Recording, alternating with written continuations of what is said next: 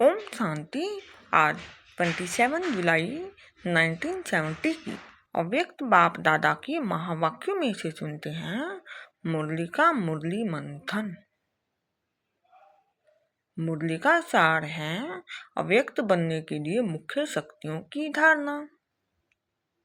बाबा ने कहा, आज बाप दादा अव्यक्त मूर्त, आकर्षण मूर्त, अलौकिक मूर्त और हर्षित मूर्त बने हैं। यह देख रहे हैं, चारों ही लक्षण इस मुखड़े से दिखाई पड़ते हैं।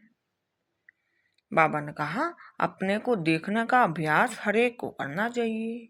अंतिम तेज ऐसी होनी है जिसमें हरेक के मुखड़े में यह सर्वलक्षण प्रसिद्ध रूप में दिखाई पड़ेंगे।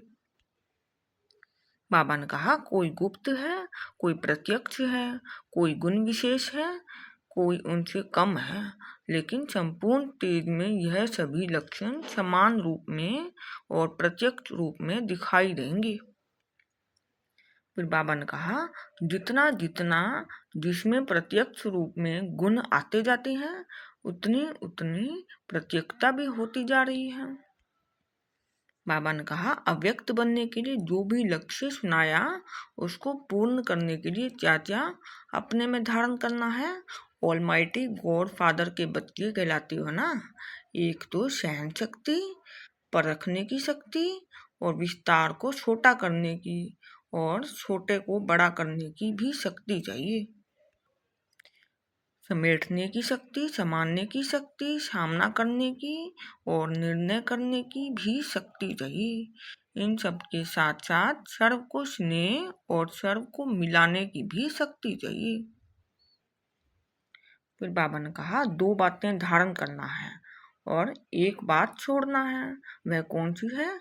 अपने में फेथ न होने के कारण कई कार्य को सिद्ध नहीं कर सकते हैं, इसलिए कहते हैं नीचपना छोड़ना है, रोब को भी छोड़ना है।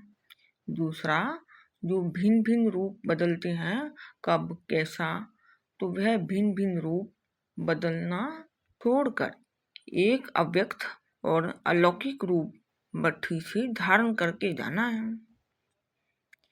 फिर बाबा ने कहा, एक दो के संस्कारों को मिलाना है और साथ साथ यह जो चाबी दी है अर्थात जो शक्तियां सुनाई हैं वह लेकर जाना है। फिर बाबा ने कहा, समीप सितारों के लक्षण क्या होते हैं?